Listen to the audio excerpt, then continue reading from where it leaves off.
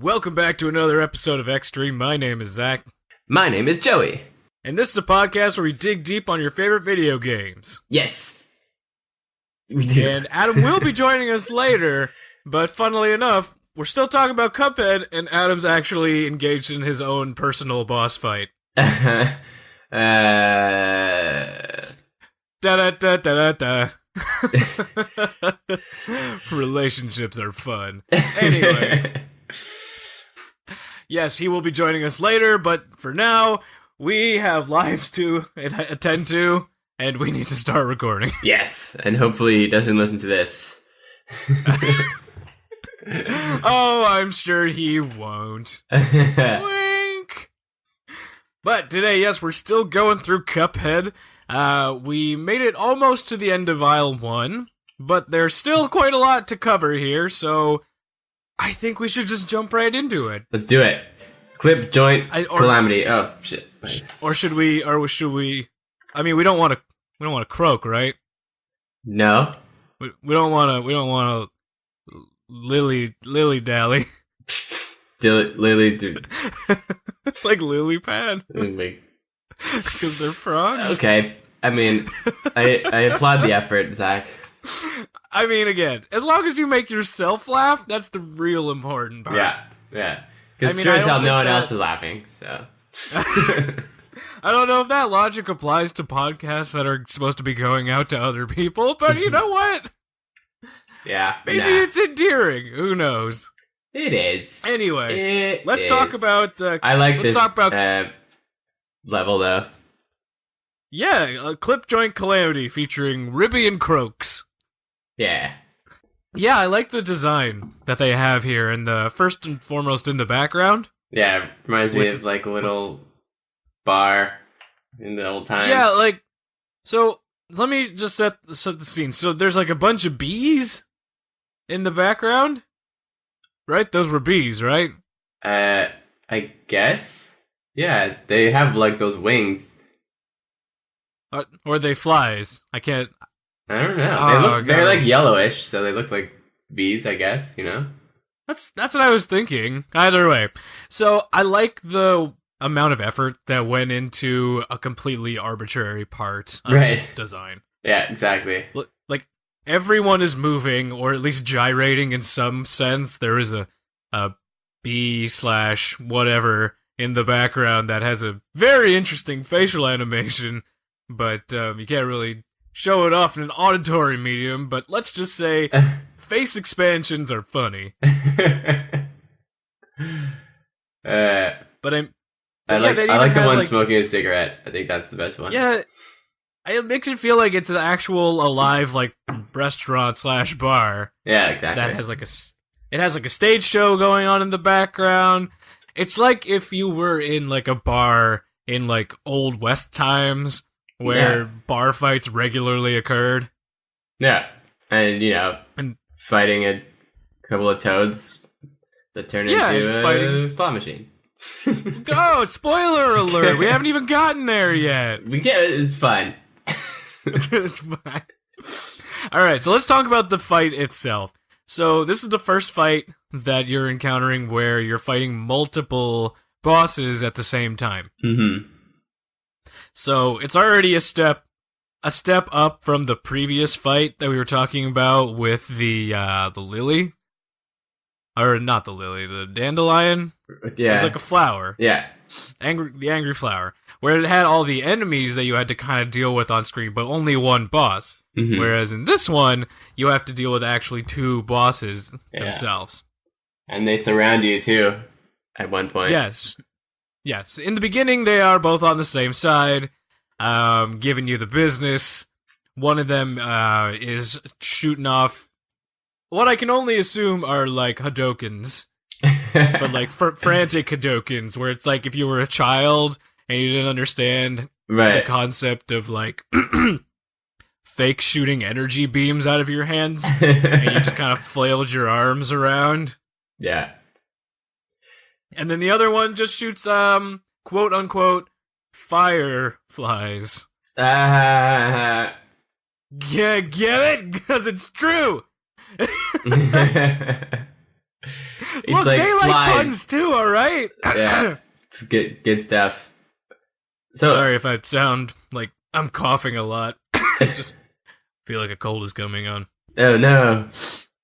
Nah, I'll try and fight through it. Either way. What were you gonna say before I cut you off? Sorry?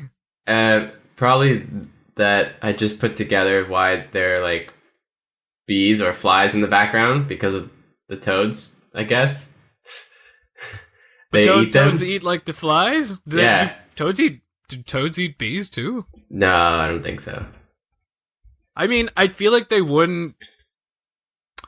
Do you think they would distinguish between them? Are they smart enough to know what is a fly versus what is a bee? A bee is probably too big. Probably wouldn't go for the bee. Maybe that's my guess. Maybe it's like maybe it's their equivalent of like a big juicy steak. Maybe, yeah. I don't know. I'm not a vet. I don't know anything about amphibians. Yeah, no. Either way, I do like the firefly part. Yeah. That is pretty funny. It does home in on you, and 5 to 7 of these fireflies will come out and home in on your position. But again, they attack one at a time in this. So yeah, it's one of them will do an attack. Yeah, and the other one will do an attack. It's good. It's a good way to ease into the fact that you're fighting two things at once. Right. There are 2 to 3 parryable moments here. With the fire punches. Mm-hmm. And then it moves into the second phase, where, like you said before, one of them goes on one side and the other on the other. And then now they're attacking at the same time. Yeah. So it's like, boom, stress. Yes, but like attacking in like, is kind of a vague term. Yeah, it's shooting one of them out is definitely things. One of them is definitely attacking you with like a clap. I don't know, like a clap ball, clap bouncing ball, clap disco ball. I don't quite know what to call it. Clip and clap going on. I don't know. It has going on. It's just some sort of ball. Either way, but the other one is definitely not directly attacking you. It's more of like an assist for the first attack to kind of throw you off, because he just turns into a giant fan and pushes you towards their counterpart on the other side, making you have to pay attention to your position and the position of the clap balls that are coming out of the other frog. Yeah. So it's kind of like a good next step up in the you are now dealing with two enemies at the same time fight without, over exaggerating the difficulty. Yes. And then actually now into the third part, the best they part. actually stop being they stop being two and fuse into one. I don't understand, like, how do you think of this? Like, this is very. Where's the connection here? So one of them rolls into the other's mouth, and then they transform into a giant sentient slot machine. The creators must have had like a dream about this. It's the only way. You can't imagine this. Right? I don't, like, my only thinking is that on some, like, pleasure cruises, they do have, like, casinos in them. So, maybe? Sure? Like, I'll Tarzan my way over to that explanation. Okay. But it's more like George of the Jungle smacking into a tree halfway into this explanation. But yeah, sure, let's go with that. So they actually just combine back into one, so it's back to your normal status quo of having to deal with one enemy. Yeah. But it's not a toad anymore. Nope, it's giant slot machine that you can't actually hurt until you actually parry the slot machine to activate, in which case it'll do one of 3 attacks. It'll do either tiger, snake, or bison. So, tiger will have these platforms that shoot orange balls. up and out of the platforms. You need to dodge not only the moving platforms, but the spalls. The snake will have a bunch of smaller platforms that come more rapidly, and you need to keep jumping on top of them. Otherwise, you get kind of bowled over by the train. And the last one is the bison, which has red chips that shoot fire either above or below. Yeah. So, it's an interesting fight, to be sure. It's definitely... I think it's fun. It's good. It's great. Yeah. I mean, again, it's an escalation of the previous fight, where, again, you're, like, being tasked with management of more than just one boss plus a bunch of NPCs. Now you're being tasked with dealing with a boss, two bosses that, are doing completely different things. Mm-hmm. So I like that, and the culmination at the end with the one giant boss where they combine and fuse is interesting and confusing and scares me a little bit. But you know what? That's this game. That's what this game is. That's kind of this game. Yeah. Yes. 1,000%. That's kind of this game's MO. Interesting, confusing, and scares me a little bit. I can't put it better myself. Yes, 1,000%. And speaking of scares me a little bit, I'm going to need a quick break before we dive into the next part. That's probably a good idea. Because we're going to talk about the run and gun platforming levels. Yay! And hoopity doobity, I'm going to need a bit of a break before we go on to that one.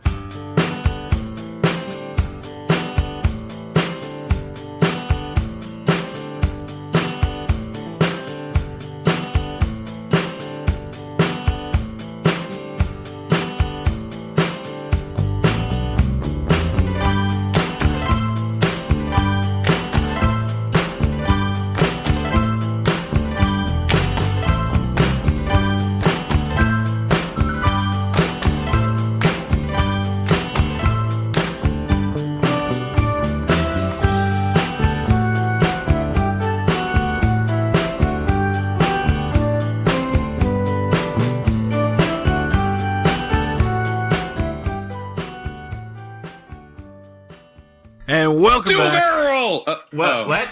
Wrong game. Adam! Wrong game. I was working on that boss fight with Andros. We didn't... I don't think you're allowed to talk about Star Fox anymore. Who invited you dude. today, anyway? Considering how hard you failed during the live stream, At Star Fox? What are you talking about? That was me. just such a hardcore That was- failure. that was No, me. yeah. You gave it I a good just kind of shot. attribute most failures to Adam anyway. I think you gave it a good shot. How's it going with Cuphead? How's Oh, your it's Cuphead? fantastic. Yeah. Funny thing is, if you guys look up a picture of Zach Witter on the internet, he has a cup for a head. Hey, beat cup. don't tell them yet. This is Oh, gonna... he's Adam Furman from space. Don't tell them about my weird head. Yeah, the picture on the website is that a fake picture. it is. I mean, also, like, there's a picture of him you're on the the one. website You're one to talk with your pumpkin head. with my. Hey, that's a different thing, okay? If you tuned into our live stream, you would have Whoa, seen whoa. Adam in his true evolved form, where he had his pumpkin. That wasn't me. That was Paul. We all know it. We're not sure about that. No, we're pretty sure. We're bringing in a panel of experts, and all of them say whatever sound effect Paul just put in right there.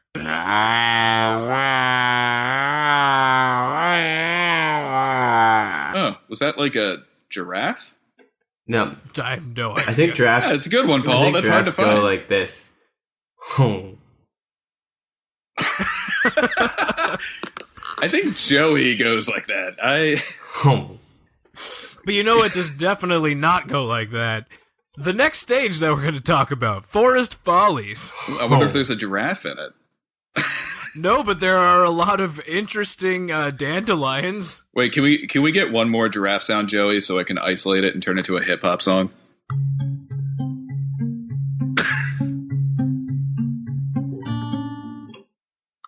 Okay, I think that's a guitar, but that'll work. Yeah, that's probably fine. Okay. All right. Forest Follies. Yes. So this is the first run-and-gun platforming level that was, as we'd mentioned in the previous episode, put in because the internet is stupid. The internet basically saw the premise for the game where it was only boss fights and was like, I don't want only boss fights, I want platforming levels. And then they were like, no, but we're trying to like do a thing here where it's like all boss fights. And the internet was like, I don't like it. That's very accurate. And so now we have 5 of these levels.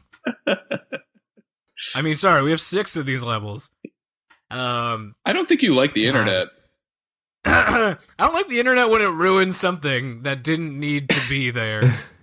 Yeah. It's fun, though. Like the internet. The internet just... You know what? This game would have been a lot better without these parts.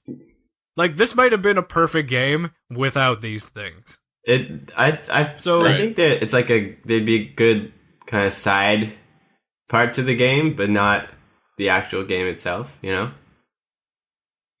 That's the thing, though. They had a vision. It's like if you were painting like the Mona Lisa, and then you're done, and it looks like what it is right now. But then you get feedback from people and be like, "Hey, look, I'm almost done with this. What do you guys think?" And they're like, "No, I want her to have antenna." You're like, "No, but that doesn't really fit with the vision of." No, I want that. Put it in. I'm not gonna buy it if you don't do it. Yeah, I'm not gonna buy it if you don't put antenna on this beautiful lady. I know. Everybody always thinks like art needs like some sort of like public critique. It just never works out. Not. I can't imagine if like people were doing that with music though. It's like, does this need another giraffe sound? We need a 6th bass drop. wait. We only have 2. More cowbell. No, I need 4 more. That actually could be pretty good though. A 6 bass drop. Let's work on that. This is basically like the 6 bass drop of video game implementations. Yeah. So this is certainly a level. So it's the greatest thing ever. It's just you can tell how much effort they put in to the boss fights versus how much effort they put into these platforming levels. Because even in the details, the way that these fights intro have character, like Cuphead does an animation to like say he's getting ready, and the bosses kind of do their like, "Oh, I'm gonna get you" faces. But like when you start off in a running gun level, it just says start, and then you just go. It says like like let's go, but like nothing happens. It's like for this first stage, you just start on a blank canvas of like a field. And then with nothing. It's like, well, you're running so not interesting to look at. You're running into the forest, I guess. You are running into the forest, why? But I mean, again, why? I don't know. I think it's not about setting a scene. It's about effort in the amount of detail that they put into clearly what they wanted to put in versus what they were forced to put in. Because when they wanted to put something in, like all the boss fights, they put so much effort into it, and it's visible, it's clearly there. But then when they had to put in this stuff, they didn't put in the same amount of effort, because they were like, well, we don't want this in here, we're being forced to put this in here, why should we care as much? And that kind of shows, and even like the small detail like that. I feel like they just put in like their usual stuff in a smaller form, basically. They didn't add anything new. No, that's the thing. They kind of just cut down on... They made smaller versions of existing bosses that they had, like the Dandelion or the Blue Ooze. Or like a bigger version of the Chomper that was in the Lily fight. I wonder why they didn't create like new characters, though. They did. I'll give them that much. They had like an acorn shooting machine there at the end. The acorn maker. Yeah, that was was cool. I mean, It was there, sure. It looked like it was probably more suited to make like moonshine or something than acorns, but it's very confusing. I'm down with that. There should be a moonshine level. What were they thinking? Maybe there is. I mean, maybe there is. We haven't gotten there yet. Ooh. But these focus more on obviously the running than the gunning because there's not a lot of places that just kind of force you to stop and have to shoot everything. Yeah. Honestly, there's no even real reason to do these levels aside from one specific thing. If you want upgrades. Mm-hmm. Because all the money to get upgrades are only in these stages. That's fair. So these are ostensibly optional because you don't have to play them to move past into the next island. But if you want those upgrades to make the next fights easier, then you're going to need to do these stages. Yeah. So so you're moving through like a normal. It's just they like you said, they had previous enemies that they've kind of just either made smaller or made bigger and kind of put them all together here, and all the enemies die in one hit. Yeah. The enemy explosions, weirdly enough, when you hit them, they're huge. The explosive like poof is huge to the point where it'll obscure other things that are coming towards you if you destroy enough in like one area. Which is problematic because they still have the enemies coming at you and then you would need to dodge out of the way, but the explosion from the previous enemy is blocking the new enemy and then you gotta dodge that and you can't see it and it's stupid. I do like the animation though. Yeah, I mean it's visually appealing to me. It's a fun cartoon. That's the thing, like, again, it's beautifully animated, but at the same time, it's not as beautifully animated as everything else. Because they didn't want to put in the effort, because they didn't want these stages. Which, again, nothing wrong with having these kinds of labels in this kind of a game. But they clearly had a vision about what they wanted, and then they were just like, wow, alright, well, if you're making us do it, we will do it. That's why you don't listen to the public. That's what it comes down to. That's why you don't listen to the internet. Yeah. Do whatever you want. Oh. Speaking of not listening to the internet, let's talk about the other run and gun platforming stage, Treetop Trouble. Ooh. Again, yep, another one of these platforming levels, but again, same thing. I don't know if it's the same thing. Except it is the same thing. This one has like a mini boss at the end. Yes. But weirdly enough, this actually has... Whereas the other Forest Follies is kind of like a straight line of like meh, this is like a seesaw of good and bad. Do explain. Good. Yeah. Good I want to hear the seesaw. Near the end of the good part of the seesaw is near the end of the stage where you are jumping onto these weird flies that are holding leaf platforms. I like that. That get destroyed by fire when you jump on them, so you need to keep moving forward, and it kind of adds a layer of tension to the end of a stage, which is good because what they want is that kind of increasing difficulty and tension, and then that leads to the boss fight at the end with the dragonfly. Yeah, and you already were conveyed about the leaves.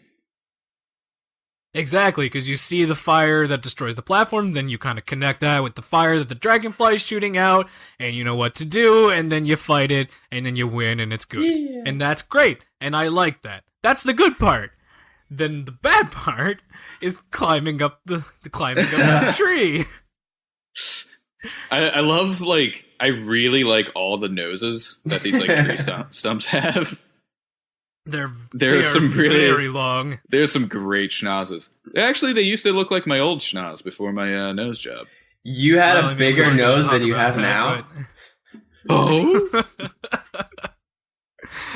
I mean, do tell if you want to go into detail on your huge schnoz. Well, I think I don't have to like really describe it because I think they got it right in the game. Oh, that's fair. Just look up the tree enemies in Treetop Trouble, and you'll see a picture of Adam Furman's face. Yes, it's a big schnoz with a pumpkin. Constantly with a mouth that looks like it's saying, meh. But yes, so climbing up the tree, specifically climbing up the angled part of the tree, is the dumbest shit of all time. Like, what the actual fuck? It's like I don't know, it's like a fallen log. So I get aesthetically what it's going for, but playing through it is the dumbest, most unequivocally frustrating shit. Mainly because you can aim in 8 directions, but not in every direction. Yeah. So you need to move to the right. You can either shoot horizontally. Horizontally. It's horizontal. New word that I made up. Or vertically, or a combination, which I'm now calling horizontally. But the thing is, when you're shooting at that horizontal angle, it's the wrong angle for the tree stump. Yeah. Wait a minute. So you're shooting too high for the enemies that are going low. But if you're shooting horizontally, you're still shooting too low for the enemies that are coming down the tree stump. Yeah. So you have to keep jumping up and down to try and hit stuff. Basically, you could just do the horizontal one. But the horizontal one is not the right angle to hit these enemies. So there's no right angle to hit the enemies that are coming down the angled tree platform. Ironic, because you could only use right angles. It's just... Oh, geometry. It's frustrating. Yeah. That part is stupid. I agree. It's just the angle is wrong. Yeah. That's frustrating. They couldn't, they just, threw that in there even though they knew that it didn't really work. You know? Yeah. What were you going to say, Adam? Is this somebody's house, this tree? Why, are you looking for a place to stay? Yeah. Are you looking for a new house after Andros kicked you out? Yeah, no, I'm wondering. It looks nice. There's windows. There's a picture of an acorn. There's a curtain. That's true. There's also a lot of woodpeckers. A lot of big noses. I'm just trying to figure out who lives here. Well, probably that dragonfly, the woodpeckers, and the tree. It's also weird. They just live together. Tiny trees inside of trees. Right. I don't quite understand how that works. Anyway, yeah, and they also have some stumps flying, and I think we're okay. Yeah. Call it for those stages. Yeah, we can move on here. We've discussed enough. Oh, fine. I'm disgusted enough. No, I'm just kidding. It's not that it's a bad... These aren't bad. It's just they're not up to the same quality as the bosses. So that's why I'm judging them so harshly. I think we should spend the next hour and a half. Oh, did you mention that this is a special hour and a half episode? I hope you did. No, because it's definitely not going to be. Oh, no, I think it is. Because I'm really curious about this, pork rinds emporium. I kind of want to invest in this. I think we should open up a franchise. This is amazing. Oh, you wanna get in on pork rinds? Dude, of course. Look at that shop. I mean, he does have quite the intimidating voice when you walk in. Right. Nice mustache. An eye patch. I don't even know if he can do that voice. It's like, welcome. Nice. I don't know. That was pretty good. That hurt my throat, though. Yeah, that sounded not good for your throat. That's why I have a bottle of water. I don't know. That'd be a great, voice mail. Goodbye. I don't know. The shit he must have seen. He must have gone through, the Great War or something. Well, I mean, it's a pig with a... And their store is called Pork Rinds. Yeah. It's kind of on the nose. Yeah. It's like if I named my store like Zach's Well, like Ryan. Zach's Femur. Zach's Ryan. Zach's Zach's femur. Zach's. Zach Snacks. Got a I Zach don't know, snack. yeah, Zach snacks sound pretty Yeah. good. Salty but Yeah. crunchy. Salty but crunchy? Salty but crunchy. Oh, I thought you were saying salty but crunchy. Yeah, I was saying salty but crunchy. Yes, salty but crunchy. No, salty but crunchy. Salty but Let's talk crunchy. about the mausoleum real quick. You don't want to talk before about we this take a some more? break. Because this is No, I'd like to talk about the mausoleum, which uh, will take about 10 seconds. All right, I think- do it. I don't want to touch on it. Mausoleum. So, it's a quick little, Mausoleum. It's a quick little side challenge here. It's more of a 5-minute stage than anything, and it focuses entirely on your ability to parry things. Yeah. Who's Perry? You need to parry away Adam these missed ghosts. the first episode. So that seems like more of a you problem. Are you saying that I don't listen to our own podcast? If you are saying that, I will give you a slap through the microphone. Paul, Ow! give him the... Okay, that was good. You do that too, Joe. That's what you get. Got him. Got him. Ooh. Oh, they're really smart. Well, that's what you get. Yeah. And then, so the difficulty even escalates here with having the normal ghosts that come maybe one or two at a time to having quick moving ghosts that come one or two at a time. Ooh. And it's a nice little challenge room that kind of tests your ability to parry things, and it rewards you with a super attack. The first one of 3 super attacks that you could feasibly get, where you turn into, I don't know, you create a giant tornado of energy that goes all the way across the screen and does a heckin' damage. Yeah. Oh, tornadoes do a lot of damage. They do. But I do like this Yeah. little... I like this little side area because it's a specific challenge for a mechanic that is incredibly important as the game moves on. Because parrying, after every successful parry, you get a card that you can use mid-fight to shoot off a super move. Mm-hmm. So the more parries you do, the more super cards you get, and the more damage you can do to the bosses, which makes them a little easier. And you gonna need So it. having that challenge room, exactly. So having that challenge room there to practice is absolutely a great idea. Yeah, good time for it too. Yeah. Indeedly. It's like that Super Saiyan chamber. Yeah. The hyperbolic time Yep. chamber? Yep, that's what this is. There you go. This is the hyperbolic time chamber of Cuphead. You spend 3 minutes in here and it was like 3 hours in the game. You got you. Go. Do you come out and become like Super Cuphead? Super Cuphead. Mughead. You become Mughead. Gallon Jughead. 24-gallon Jughead. Oh no, he's going further beyond. 7-Eleven Big Gulp. Head. This isn't even my final form. I don't know, what other Let's bigger take- cups do they have? I don't know, but while we look up big cup sizes, let's take a quick break. Yes, let's. And we'll be on to Inkwell Isle number 2.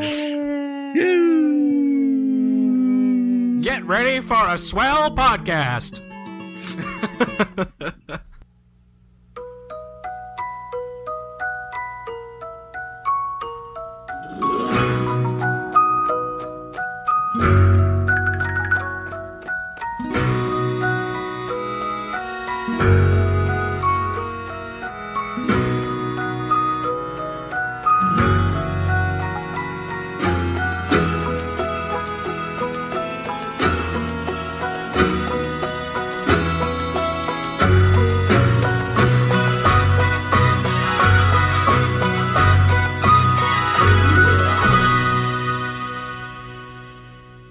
And woo! It just sounds like you're gonna start singing like, "Hey, good looking, what you got cooking?" But we can't do that because we're gonna get copyright claimed. So don't do that. All right. Man, I really wish I had that kazoo. Well, Just I get could a do all that, kazoo like, out just of go there, buy like yeah, I was $1. gonna say, go to the dollar store. Get a buy kazoo?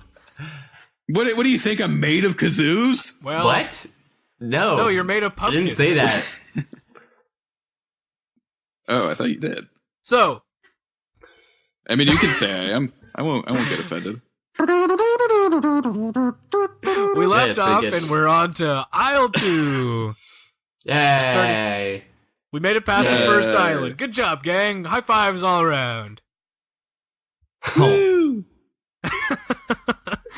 High halls. Get that giraffe out of here. No, he's my emotional support giraffe.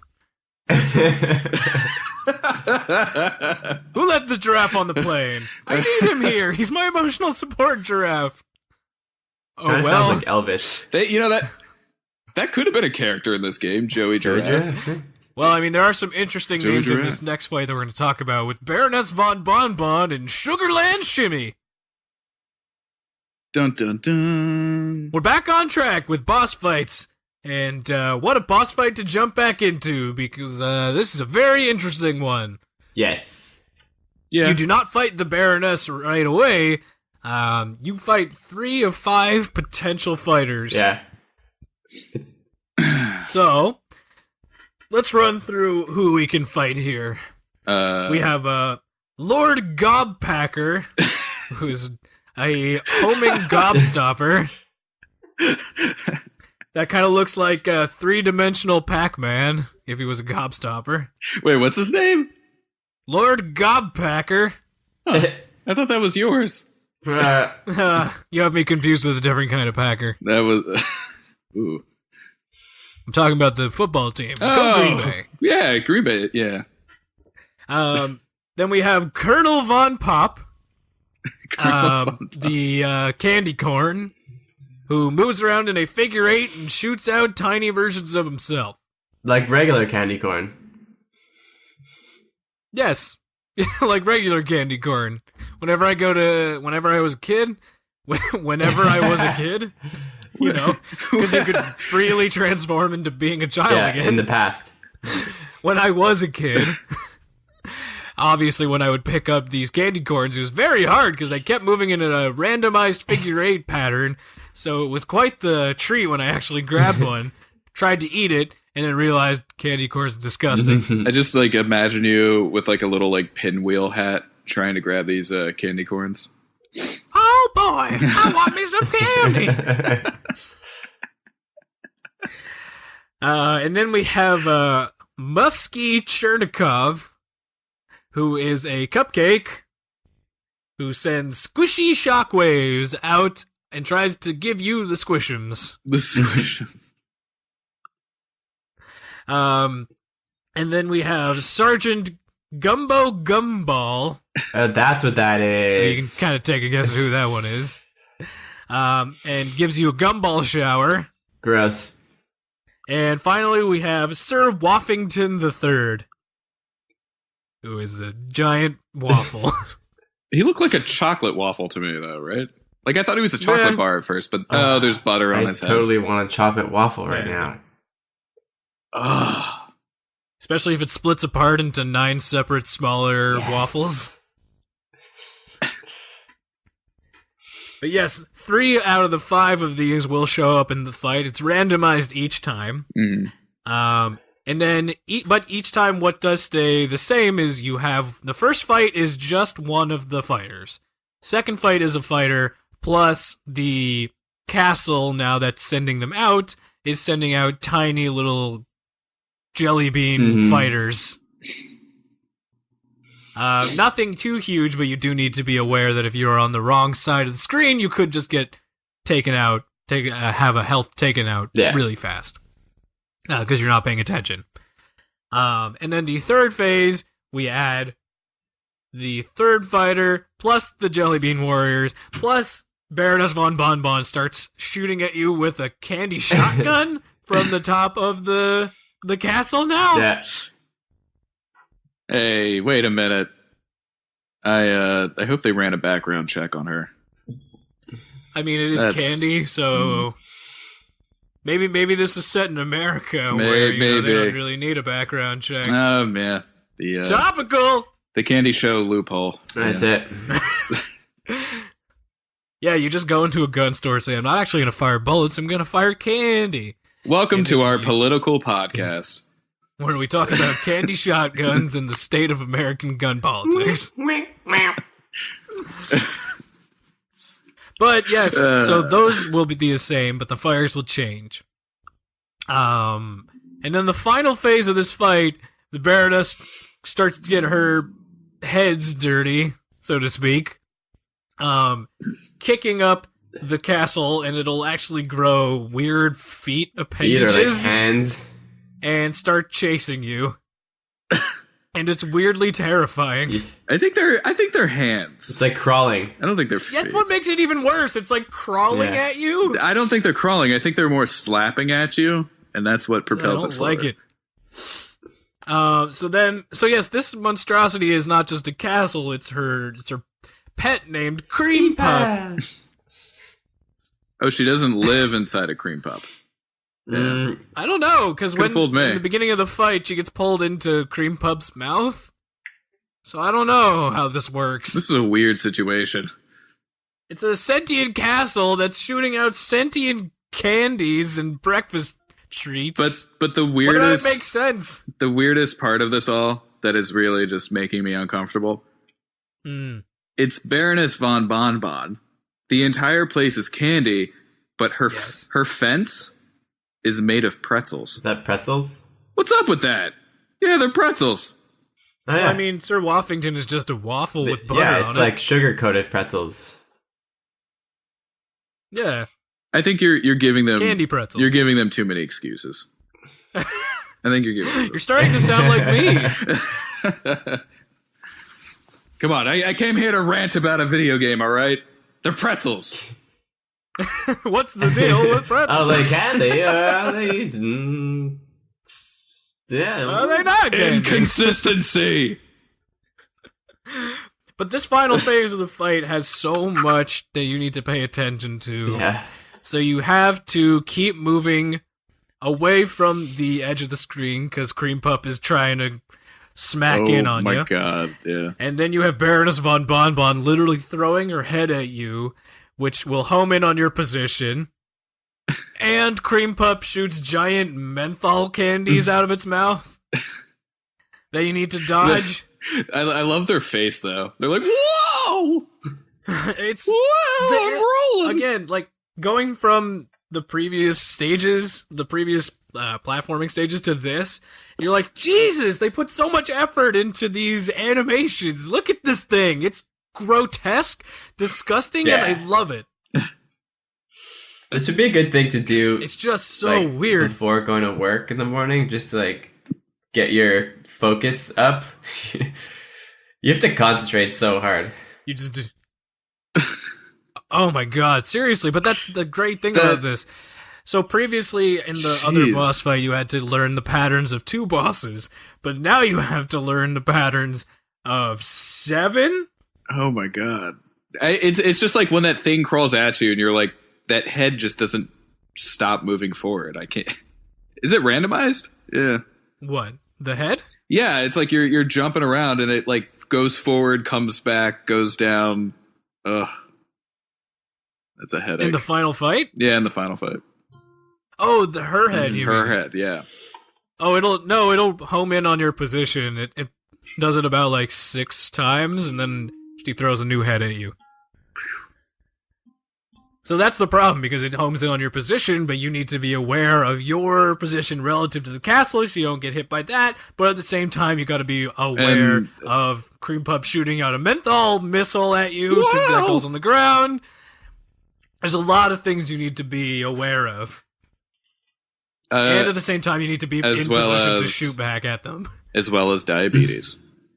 And diabetes. Yeah, I think that's very important. Yeah.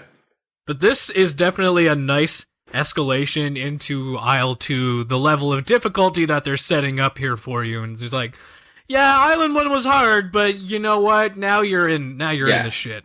Get ready, bitch. Speaking of being in the shit, let's talk about the next fight here. Jimmy, I mean, how would you pronounce this? Jimmy the Great? Is the D silent? Yeah. Jimmy the Great in Pyramid Peril? Or is it Jimmy? Jimmy. All right, we have Jimmy the Great. Yeah. Jimmy the Great in Pyramid Peril. Pyramid Peril. I like this one because it's like And this, different. yeah, it is. But not only that, this stage, the design, the background, oh my god.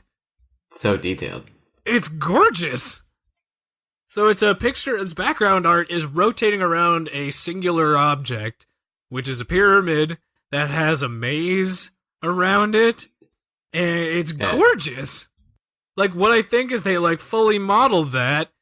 Like, it's just gorgeous.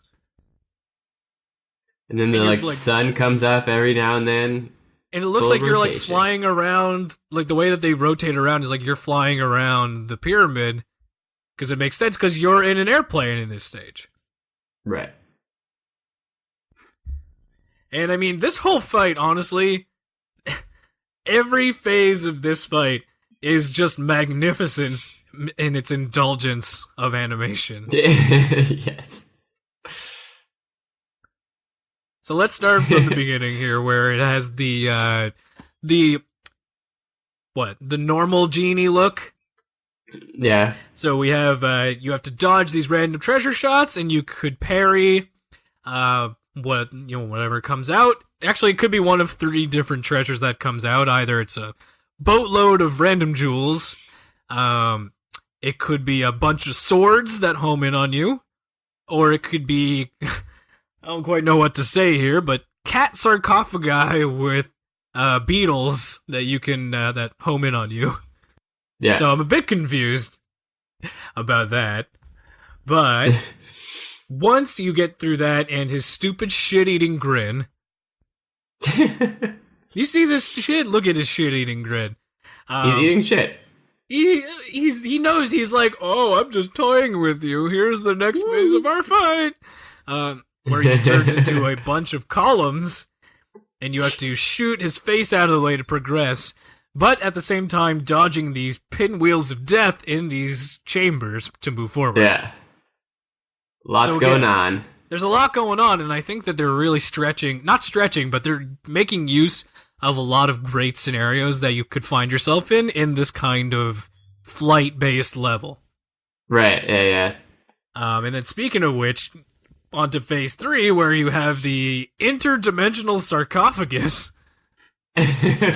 There's ghosts and There's ghosts, and he shoots his eyeballs out. Like, it's crazy. I don't understand exactly what's going on, but it's kind of a Pandora's box. No kidding. It's just, I think when they heard, like, look, we can have a genie in here, or like, let's make a genie. What can we do with the genie? Oh, right. Anything. Literally anything. Yeah. Because it's a genie. So it's amazing the amount of crazy ideas that they put into this fight here. So when we're talking about the sarcophagus part of the fight, they first off put a lot of detail into the sarcophagus outer design. And then they just have him be like a weird blob on the inside. I don't quite understand. I'm not even going to pretend to understand. Yeah. And then once you beat that part, the sarcophagus cries and like bounces away. Like it was getting hurt. Yeah, it's like, isn't it already dead? I don't know. But then on to phase 4. There's so many phases in this fight. On to phase 4. And they're all different. They're all so different too. They're vastly different. It copies a version of Cuphead, and you end up fighting this marionette of yourself. Yeah. That the genie made. And then the genie is still on screen in its hat, shooting at you from behind. So now, not only do you have to dodge yourself shooting at yourself, you have to dodge the genie's hat, which is also shooting at you from behind. Yeah. There's just so much to have to pay attention to here. And then phase 5, it just goes all out because the genie just, like, aligns itself with the Illuminati? Genie confirmed Illuminati? It's true. It's absolutely madness, especially considering this fight becomes absolutely gigantic, taking up maybe 2/3 of the screen. Yeah, you have nowhere to go. You gotta just push through. Yeah. It's crazy. These levels are like 2 minutes long, but they feel like 10 minutes. That's the thing. It feels like you're like really going on a marathon run in this entire fight. And it's just like, my God, that only lasted like 2 minutes. Yeah. But it's insane. There's so much detail, so much love and care put into these fights that you're like, Jesus, there's so much going on that I want to pay attention to, but I can't, because if I do, then I get hit and then I die. You just have to play it like 10 times and then you'll. Which you will inevitably do. Yeah. And have to do because you'll die. Yes. But that's the thing. It gets you back into the game so quickly that dying is really not a big deal. Yeah. Like, it doesn't have to reload the fight. Yeah. And just kind of it gives its little death taunt and then says like, oh, also, by the way, we haven't talked about this. Oh man, we're at 50 minutes. Okay, quickly. It shows you how far you got in the fight when you die. So it shows you a marker of like, you have made it to this point in the fight. So it's kind of like a, look how good you did, or like, oh, look how much left you had of the fight you had left. Yeah. So it kind of sets it could be encouraging and it could be discouraging. It's all about your perspective, because at the same time, it's setting the perspective of, yes, you're doing great, you're so close, or you have a long way to go. Yeah, your shit, stop trying. Or just keep going, because you want to see, again, what happens next in this crazy world that these fights are being broadcast into. Yeah. But I think that's where we're going to end today, because we're at 50 minutes, and I think Adam's dropped off the call. Goodbye, Adam. Where'd you go? There was a big old-fashioned New York cockroach that entered the shower. It was a major boss fight. Unfortunately, I could only shoot at a right angle. Oh no! So it got away. Was going what was the word you used? Horizontally. Horizontally. Come on. It was horizontally. I did some jumping, and then I was able to hit it with the raid, but then it jumped into its giant kind of castle with some hands, and it started crawling at me. Oh my gosh. And I was like, oh my God, and it's just like throwing stuff at me, and stuff's rolling, and and there's like Joey's making a giraffe noise in the background, and there was just, a lot of stuff happening. I'm sure Julia really appreciated all of this. Oh yeah, no, she really appreciates a shower that smells like Raid now. I guess it's either Raid shower or have the shower raided by cockroaches. Well, they really did. Yeah, that was a raid of cockroaches. But you know what? I think we got it solved. We learned some things. We made a few friends along the way. Can you play some feel-good music, Joey? No. Okay. Well, there you have it, folks. Thank you guys again so much for listening. That was the end of our podcast for today, where Adam explains his sad life and fighting off cockroaches. But thank you again for listening. I really appreciate it. If you want to reach out to us, feel free to send us an email at itstheextreme@gmail.com. That's itstextrexstream@gmail.com. That's itstextrexstream@gmail.com. Right. We would love to hear from you guys. Otherwise, what? Just don't send any cockroaches. That's all. If you're going, stop sending me cockroaches. If you're going to send cockroaches, exclusively send them to Adam Furman in space at adamfurmaninspace.com. That's a good idea. Yeah, that's my email. Goodbye. Okay. Bye. Play us out, Joey.